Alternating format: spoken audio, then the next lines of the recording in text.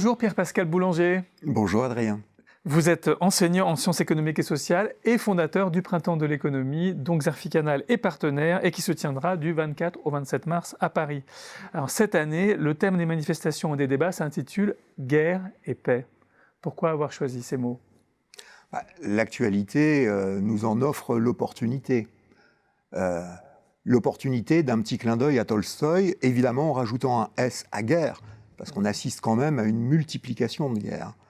La guerre économique, la guerre commerciale, la guerre technologique, la cyberguerre, la guerre monétaire, la multiplication des conflits sociaux, donc peut-être la guerre sociale, voire la guerre des classes.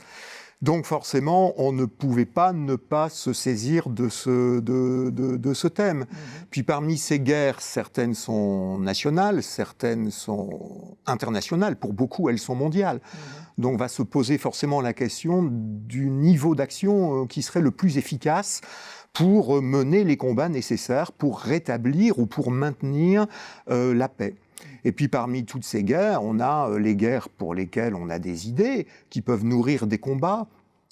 On a des idées, les économistes ont des idées, et pas que les économistes. Ils ont des idées pour la guerre contre le réchauffement climatique.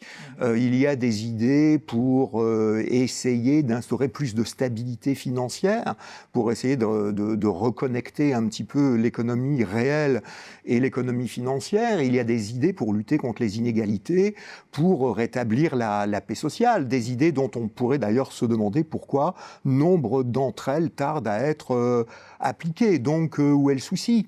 Et puis il y a les guerres dont on ne sait pas encore s'il faut les mener, si on doit les mener, si on a les moyens de les mener.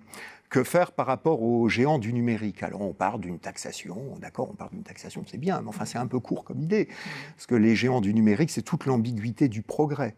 Tout progrès est-il un progrès ? Or les géants du numérique nous apportent quoi ? Plus d'informations, certes, qui relient les hommes, mais des bonnes comme des mauvaises. D'ailleurs, à ce niveau-là, on peut féliciter le lancement du blog de l'INSEE pour un petit peu lutter contre les fake news. L'INSEE qui est un petit peu attaqué ou contesté sans trop de fondement, hélas. Donc les géants du numérique, ça relie les hommes, mais ça fait aussi de l'ingérence politique, ça peut utiliser nos données personnelles, donc ce qui peut forcément alimenter une guerre digitale. Et puis on a ces géants du numérique qui ont les projets de monnaie privée, qui risquent d'attiser une guerre monétaire, qui pour l'instant ne se passe qu'entre monnaies souveraines, mais on a les crypto-monnaies et on a ces projets de monnaie privée, notamment par des géants du numérique qui possèdent nombre de nos données, donc voilà qui est inquiétant. Donc forcément, le thème s'imposait de lui-même, ce qui fait que le printemps de l'écho est encore une fois au cœur de l'actu. Et il nous montre aussi que l'économie, vraiment, c'est une science pluridisciplinaire. Parce que dans ce thème, il y a de la géopolitique, il y a de l'environnement, il y a de la santé, il y a de toutes sortes de psychologie. Bien sûr. Voilà. Bien sûr. L'économie, à elle seule, ne peut pas répondre aux questions du moment. Bien sûr, les problèmes économiques sont fondamentaux, mais ils s'inscrivent dans un contexte géopolitique quand même qui est particulièrement inquiétant. Alors je sais qu'il y a le pessimisme des Français et que souvent on voit des choses avec énormément d'inquiétude, mais peut-être que pour une fois c'est réellement justifié. Dans la course aux futurs leaderships mondiaux entre la Chine et les États-Unis, l'Europe semble regarder le match, elle compte les points et que fait-elle ? Donc est-ce que c'est pas un nain politique ? En plus, Chine, États-Unis, un petit clin d'œil à Christian Saint-Étienne, dirigé par des apprentis sorciers, donc ça soulève quand même nombre de questions. Donc le contexte géopolitique est indispensable pour comprendre les problématiques qu'on doit affronter maintenant. Alors on est dans une période de très grandes inquiétudes. Est-ce que ça sera l'occasion, ce débat, d'avoir quelques raisons d'espérer un peu ? Oui, parce qu'il y a des idées. Donc des idées dont on va débattre au cours de nos sessions, des idées aussi qu'on retrouvera dans notre magnifique magazine dans lequel on a du contenu extrêmement intéressant.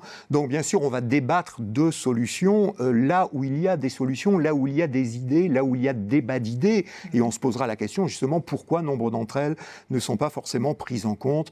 Les économistes sont-ils toujours écoutés ? Et quand ils le sont, sont-ils écoutés en tout ?